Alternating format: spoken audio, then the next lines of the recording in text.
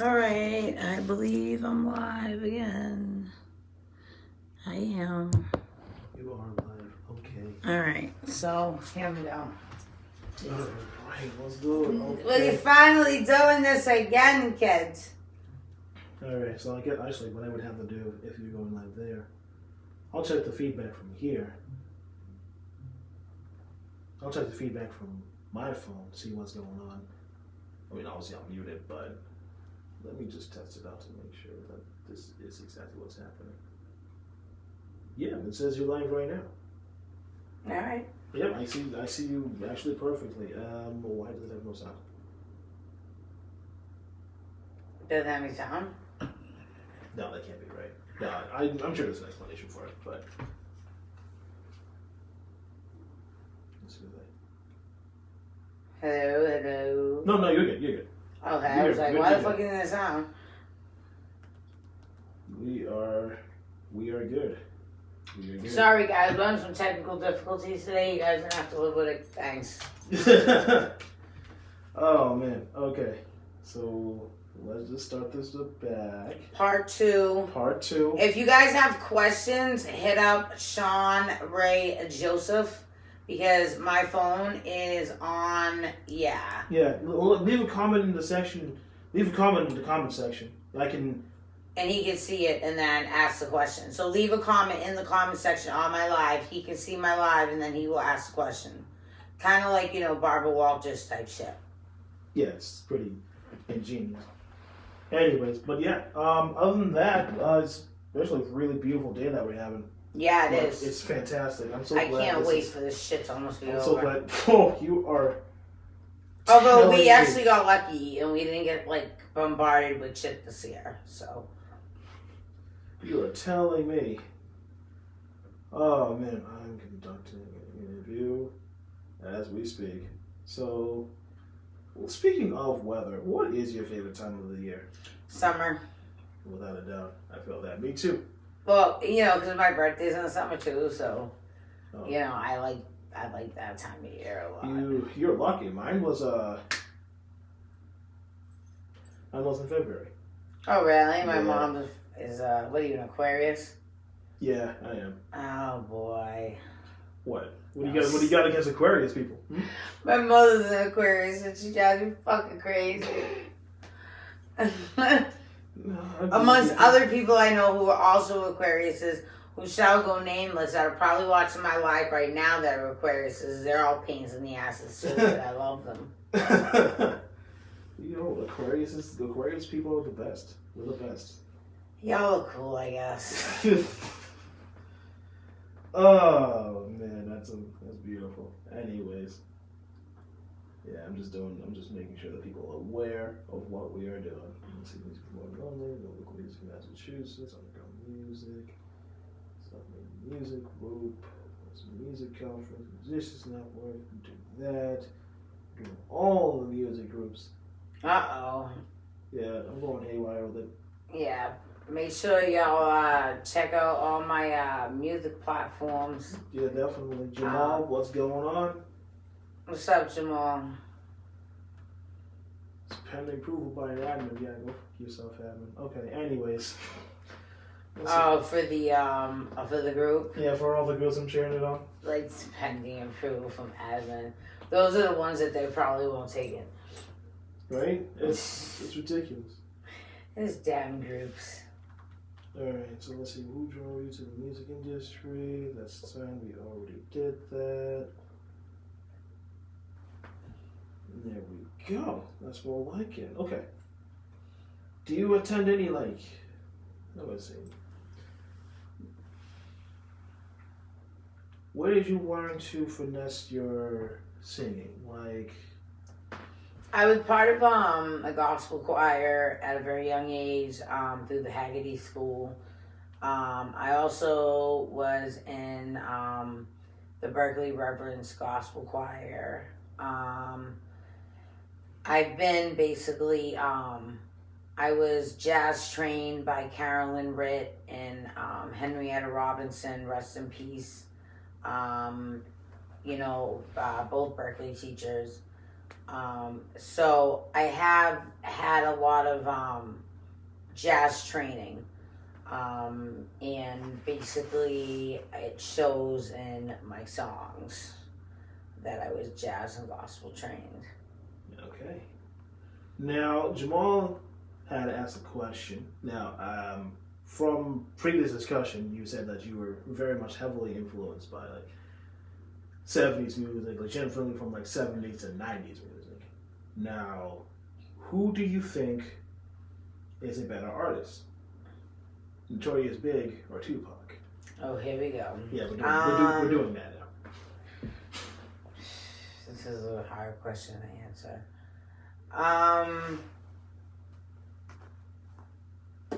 I'm gonna go with Tupac, and the reason why I'm gonna go with Tupac is because Tupac could relate to a lot of social issues that were going on in the world, and he was a very big martyr of when it came to basically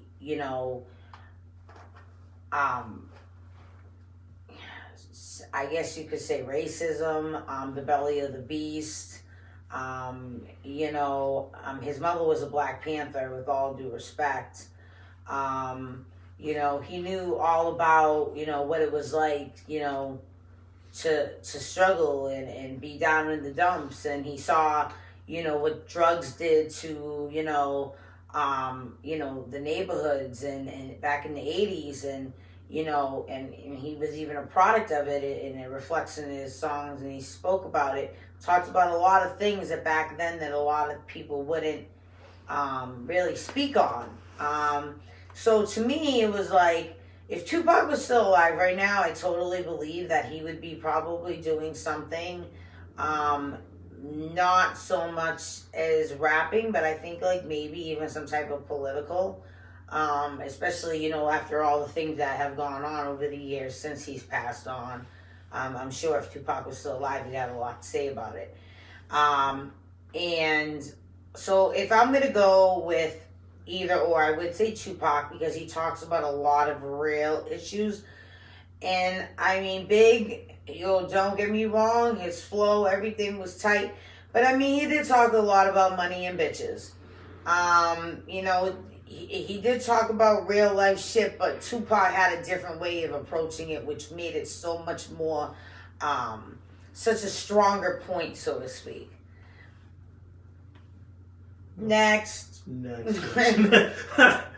All right. Okay. What is your favorite all-time song? Like, no matter what day of the week it is, no matter what time it is, day, night, afternoon, evening, you play this one song, you will always jam to it. What would it be? Oh, God. This is hard because my kids always say, like, when I hear a song, like, that's my jam. They'd be like, that many damn songs you freaking jam, Ma. Like, okay. If I had, like, honestly, like, there's so many songs that I love. But the first song that actually, like, came to my head as you asked that question was Earth, Wind, and Fire, September. And the reason why, that's like me and my dad liked Earth, Wind, and Fire a lot. So like when I was younger, like that was like the jam, like in the car. So like when I hear it now, like I still remember like being that little girl in the car, like listening to Earth, Wind, and Fire. So it's like, that's my shit right there. It's a great song. Yeah, right. I got it in my head too. Like I'm like, yeah, like I'm totally gonna play it when. Oh, damn! Snow the Cloud. Wow, I know that name from somewhere. Who? But I mean, Jamal was talking about Snow the Cloud. Snow the Product. So Snow the Product. That would be the only one I would think about. So what are your thoughts about Snow the Product? Snow the Product is actually one of my favorite artists. Like, I have a whole playlist on my SoundCloud of her music. I have like probably about 80 songs of hers on a playlist. And I listen to her a lot. I can relate to a lot of her music. She went through a lot of things that I kind of went through. And I could identify with her a lot. I actually just saw her last June at the Middle East in Central Square in Cambridge, and it was such a dope ass show. And I really like her a lot, and I could honestly say she's probably one of my favorite rap artists right now. That's good. That's dope. Okay. Now, if there was one artist you had to remove, let's go with hip hop for now. That's what we're talking about. If there were one artist you had to like you could erase from existence, like Thanos did in Infinity War, like you could snap into bam, he's gone. All their discography, all their events. Damn, that's harsh. Shit. Who would it be? I can't really honestly say. Okay, I'm gonna put it like this. It's a type of music, if that makes it. Okay, so like as we all know, like growing up, if you're in my age group, we grew up on drug dealer music, and a lot of the music nowadays is drug user music. And so if I could wipe it off the face of the earth, it would probably be, who was the one that was a snitch? Oh, you talking about Tekashi 6ix9ine? Yeah, fuck that dude. He's a snitch. Yeah, let's get rid of him. No disagreement. Yeah, Tekashi, that's fucking Fruity Loop looking motherfucker. Yeah, get rid of him. Wipe him off the face of the earth. I don't fuck with snitches. See you later, kid. But honestly, I would really say honestly as well, like, all this music nowadays is mainstream radio. It's like, these kids are sitting there talking about, doing like Percocet and lean and Molly and all this other shit. And it's like cocaine and heroin and all types of crazy shit. And it's like, that's not the type of influence you want to be giving to young people. You know what I'm saying? Like, and like I said, back in the day when I was coming up, man, it was about 40s and blunts. You know what I'm saying? Now, and making money off the drugs, not buying the drugs and getting fucked up and losing money. Like, shit, I had to keep my money in my pocket. I don't know much on my pocket, but shit. So, yeah, that's basically where I stand on that. Yeah, I would agree with that. He's actually really trash. Yeah, Takashi's fucking whack. Oh, man. Quincy wants me to get a close up, but like I have my camera right on. Okay, no more close ups. What, does everybody want to see my tits? I'm not stupid. Beat it. Well, you heard it from her personally. That's not happening. Yeah, Quincy, fuck off. I know who he is. That's Quest. You know Quest. On Social Sunday, that's his father. Okay. Oh, I see where you got Quest from. Okay. Yeah, because he's Quincy Jr. That's clever. I like that. Yeah, it was clever, right? Smart little motherfucker he is. Damn. Okay. So sorry, Quincy, can't happen. Let's see here. He's a peg. Musician. Do we have any other questions coming from the audience? Oh, let's see here. Yes or no? You know, this is gonna be a random one. If you could be a fruit, like, if you could be like a random fruit, like what? Hey. What the fuck? Yeah. What kind of question is this? This is a question, man. You don't have to answer it. But I'll be a fucking watermelon, okay? I'll be a watermelon. I think the audience, the world wants to know what kind of. I'll be a goddamn watermelon. Let's see. No, I just invited a bunch of my people. That's what Quincy said.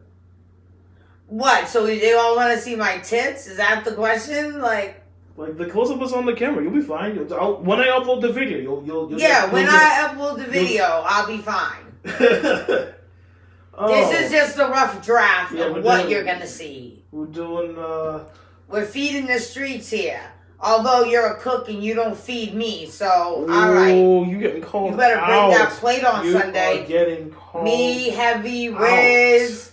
We all need food in our life. You gotta feed the streets, Quincy. Feed the damn streets. Shoot. So, do you like to have a hidden meat? Okay, so How would you interact with your fans? Because I know people are bumping that Being Girl vibe each and every day. It's funny, you know, I have a lot of fans that come up to me and come every Sunday to Social Sunday. And I mean, they're just like my homegirls. Like, you know what I mean? Like, I try to be as personable as I can. And with that song, Being Girl Vibe, like, you know, let me tell you about this girl from the Bean, all the struggles and what I have seen. And, like, I have heard a lot of these struggles that they have seen. And we've all had the same struggles. And I've become, really good friends with, you know, a bunch of the girls that go down to Social Sundays and that are my fans. And, you know, I interact with every one of my fans like they were just a friend of mine, you know, because I appreciate the love and the fact that they can, you know, appreciate my music and identify even just a little bit, whether it be one song or all of them. And that really does touch me, so. Okay. Perfect. Okay. So also in response, I'm going to just sidetrack back to Quest. You want fried chicken and rice and some macaroni? Yo, just bring it all. Just bring everything. Everything. Everything. Bring the macaroni, the potato salad, the rice and beans, the fried chicken. Take it all. This is great. I love this. This is beautiful. This is absolutely beautiful. All right. What do you do in your spare time? That's coming from Jamal. He knows what I do in my spare time. Okay. So, is there anything that you'd be willing to share for the public that you do in your spare time? Well, I have like lots of paperwork I'm constantly doing. Writing music. You know, even though I have 2 EPs lined up, I have to start my LP soon. So I'm going to be going back into the studio. So, you know, if I'm not, you know, doing doc's appointments or, you know, spending time with my family or, you know, my significant other, then I'm basically, you know, doing music, doing something, doing shows. I'm always doing. There is no downtime in my life. That's good. Okay. So when it comes to writing, what do you usually start with? It usually starts with a beat. I have to really, really dig the beat. Like, I can't just do like a beat that I kind of like. It has to be a beat that I'm really, really feeling. And then, like I said before, like, it's kind of like I do like an outline of it almost. It's like, it starts off with the hook and then it moves on to the verses. So it's like I have like almost like a skeleton plan on how I write out my songs. Okay. So I'm sure you've noticed this, and I know I've definitely noticed this, but as more and more people are producing and releasing music, there has been an exponential growth in promotion agencies. So what is your perspective on the promotion system? I think that if you have the time, do it yourself. Because all you're doing is wasting a lot of unnecessary money. There are ways to promote your music without having to pay somebody to do it. I do know there are a lot more promotional companies coming out that are willing, like, for a certain fee, you know, they'll promote your YouTube and, you know, all your other sites, and get you followers and subscribers. But you gotta be careful on who you pick with that type of shit, because you could be getting, like, ran for your loot, and scams and hackers and everything else. But also, you know, I honestly would just do it yourself. I mean, I'm a one-woman show. You know, I'm my own makeup artist, my own, you know, composer, my own writer. You know, I'm a performer, I'm a manager, I'm a, producer, I'm a stylist. You know, I'm a one-woman show for the most part. So I do promotion for everything else. So, you know, and it's been working out just fine. So I just figure if they, if you want it done, do it your freaking self. That's good. That's good work. Now you mentioned Twitter being your. I honestly, Twitter and Facebook are the two major platforms according to my analytics. Are the two major social media sites for my promotion. That's not bad. That's not bad. I'll check that out because I do that.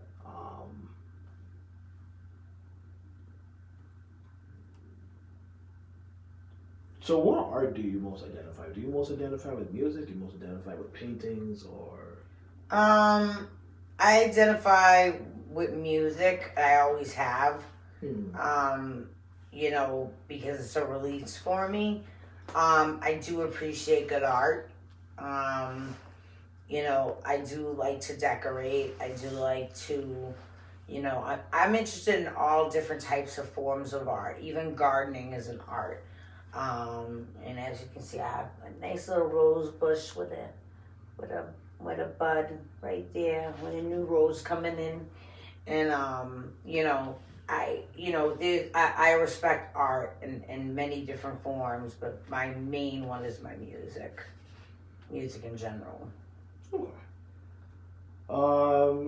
Unrelated. What is your favorite dish to make? Well, I think I make a pretty mean shrimp scampi. And some barbecue steak. I like frying chicken. Trying to get me hungry? I cook a lot. So yeah. Let's see here. Who, as an artist, would you like to be compared to the most? Name 3 artists. Well, I've been compared to Mary J. Blige a lot. I've been compared at one time to Macy Gray, which I don't understand that one. And another one which I found kind of funny was somebody told me that I reminded them of a female Max B. Max B. I haven't heard that name in years. I like that guy though. Yeah, I was just like, I was like, all right, hey, shit, okay, I'll be a female Max B. Max B's cool. All right, so let's also ask this. What is one thing you could not live without? My phone. My phone is my life. And not in the sense of it's my life. Oh my God, I must have my phone. No, it's because all my music platforms are connected to it. My checking account clearly. Just everything, my ASCAP, my BMI, all of that, believe it or not, all of that shit is on my phone, on my analytics apps, everything that I do for my music, believe it or not, I work off my phone. And I cannot live without it. If I was to lose it, I would probably die slow. Or quick, I don't know. All right. Now, how do you navigate the music world? I guess the best way to explain it is when, as a singer, in terms of navigating the art world, keeping up with the songs that are coming out, what would you do? Listen to something like neo soul or? Honestly, I have Sirius XM. So I kind of go through the 40s, between I think it's 43 and 48, channel 43 to 48. That's mostly mainstream music now. So I listen in between those channels and I kind of get a feel for the songs that are out now. And, and I'll listen to it, whether I'm driving somewhere, going somewhere, and I'll just leave it on and I'll just listen to the stuff that's out there now. All right. What would you define? Oh, okay. Let's see her. So, from Jamal, what do you think about Whitney Houston? She was actually one of my favorite artists growing up as a kid. Probably one of the people I looked up to. It's very unfortunate what happened to her. you know, it just goes to show you how drugs can bring you down, and ultimately take your life. And such a bright star that just dissipated so quickly. So I truly think that Whitney Houston had all the talent in the world, but she just she had a lot of shit with her, and unfortunately that took her life. So that's what I think of Whitney Houston. A light that just went out too soon. What is the hardest part of creating a song?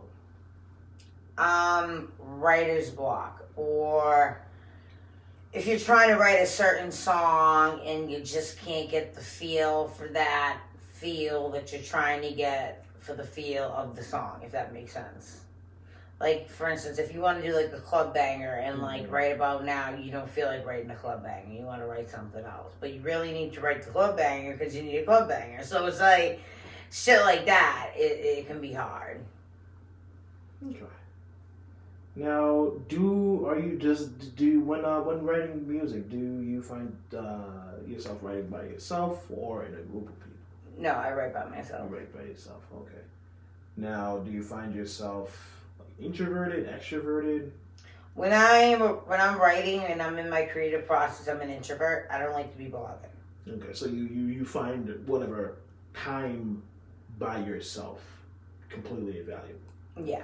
Okay, so not a second is wasted. Okay, that's a great response. So did I ask you? I don't think I asked you this. What do you like most about being a singer? Being able to express myself and, you know, it being an outlet, you know, for me, not just, you know, to express myself, but just an outlet for just like aggression and, you know, other feelings that I may have. I mean, just to even be in my car and sing a song along with the radio is like therapeutic for me. So, you know, music is basically like a therapeutic outlet for me for the most part. So, let's see, we were talking about how you made Bean Get Out, Bean Girl vibe.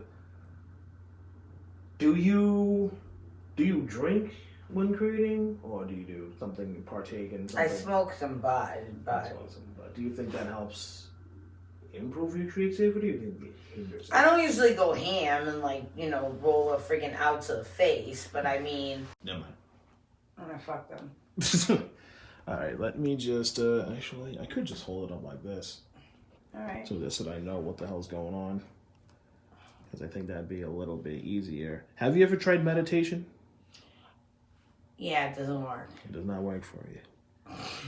Hey, it doesn't work for everybody else. It doesn't work for people. So, what if you could travel back in time to talk to your younger self? What advice would you give? To have stuck with what I was doing and not let myself deter off the path of what I was doing. To have stayed focused and followed my dream. And probably it would have been followed through by now. All right, give me just 1 second. Looks like my camera battery is about to die, but that's okay. I brought extra. Give me 1 second with that. All right, so we got tons of people. No, I don't understand why it's doing that. We got like tons of people watching now. It's all right though. Give me just 1 second. Take your time. Take your time. It's just a small technical hiccup. It'll be all right, and I think we should probably wrap up with both my batteries, all 4 of my batteries. Yeah, and don't you have another show later? Yeah, I do a thing called 3 Dudes and a Couch. 3 Dudes and a Couch. 3 Dudes and a Couch. It sounds like a really terrible porno, but it's anything but.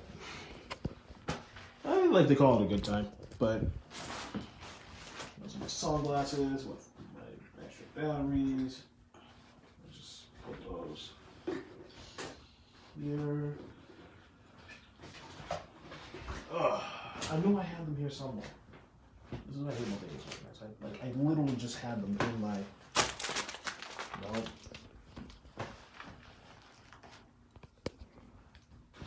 All right. Where did they go? I know they're here somewhere. Ah, here we go. I had a feeling they were in there. I have a book bag like that, and everything gets lost in that. Like Everything gets lost in like the place you put it. Yeah, exactly. It's so stupid. Like, how does that even work? Yeah, no shit. I hear you. Anyways, so now that we got that on the way, just put that right here. Bam. We are. Oh, I guess these are on their way to dying too, but not much that can be done. But my phone is. I gotta charge these when I get home. All right. So we're gonna keep taking more questions. So, okay, who's your target audience? That's a between 18 and 35. between anyone between 18 and 35. Okay, perfect. What do you define as failing towards success? Not being humble. Not being humble. Conceited. Conceit makes consumption. What is defined as success to you? Because it can vary from one person to another. I'm sorry, what was that again? What do you think success is? In your own words. Being able to obtain your goals, even if they're not like goals for anybody else or like achievements to anybody else, if they're an achievement to you, then that's what it is. Okay, let's see. Where can your fans purchase your music? Right now, I don't have anything up for purchase. Everything is streaming only. When I release Being Girl Vibe, that's when things will be available for purchase. And I'll be on 420. But you can find me on SoundCloud, Reverb Nation. As of right now, those are the only two. And it's MStyleZ. Have you always wanted to be a singer? Yeah, since I was a young girl. Okay. And how important is music to you? After my kids, after God, kids, family, music comes after. Okay. Let's see. Do we have anything else you might want to add? Is there anything else that I might not be asking? Because I know we have been. I did ask you a lot of questions from like even before we went live. So let me just find if there's anything else I can ask you. Let's see what says. And how long have you been singing for? Since '89, so 30 years. 30 years. That's good. Yeah, you already mentioned you did hooks. Let me see what else is going on. Like I'm just like having a giant brain fart right now. It's fine. And I think if no one else has anything they want to add, if I remember singing at the Tobin. So Jamal asks if you remember singing at the Tobin School. Yes. That's actually when I was younger. I started going to Haggerty. Haggerty only went up 6th grade, and then in the 7th and 8th grade, I went to Tobin. And yes, I do remember performing at the Tobin. And Jamal, I'm glad that you also remembered me performing at the Tobin. And since you're asking so many questions, I was wondering if you'd like to take an Uber here and finish out the interview. All right. I guess from there we can call it. We can wrap it up from here. Jamal, do you have any more questions you would like to ask me? Any other questions? I mean, speak now before the interview ends. Speak now or forever hold your peace. Oh. Or you can call me direct at psych. He's saying come pick you up. Yeah. Okay. So you mentioned your favorite artwork. I mentioned that. Favorite holiday. My birthday. That's important. That's important. Okay. No, my favorite holiday, I guess you would say it's Christmas. I mean, mostly for my kids, not so much for me. Mm-hmm. Christmas is actually kind of a hard holiday for me growing up. But when you become a parent, you kind of have to put your own feelings of holidays on the back burner and stay festive for everybody else. Okay. All right. So I think with that note, because we only have like one person watching, I think we'll just call it a wrap. All right. So thank you for allowing me to interview you. Wait, hold on. Before we wrap up, give me 1 second. He says he has your number, does he? Yes. Okay. Well, we'll let that settle off camera. But I believe that's all the time that we will have today. I know I was here a little earlier. I did got a lot of information from you, and I do appreciate you taking the time to answer the questions that I have, along with the questions that you and your friends and your fans have. I'm sure, a lot of people are looking up to you. You know, a lot of your biggest fans. Thank you, everybody. Want you to keep up the good work. So once again, it's MStyleZ. Right? Be on the lookout. Social Sundays. Social Sundays, baby. Social Sundays, 31 India Street, Antane. Every Sunday you can catch me there performing. This week we're going to have FMG out there representing. FMG, baby. So definitely come on out this Sunday and every Sunday. Also remember Coast to Coast 420 at Maggie's Lounge. I got the tickets. If you're interested, hit me up. All tickets are sent electronically, and I do take PayPal and cash to Social Sundays. Also, there'll be a raffle going on this weekend on Social Sundays, giving away 3 tickets to Coast to Coast. It's gonna be $3 a raffle ticket. And it's a $30 value for 3 tickets to Social Sundays. Not Social Sundays. Coast to Coast. So, giving out at Social Sundays, 3 tickets to Coast, $3 a raffle ticket, $30 value. Holla. All right. And that'll do. All right. So, until next time. Peace.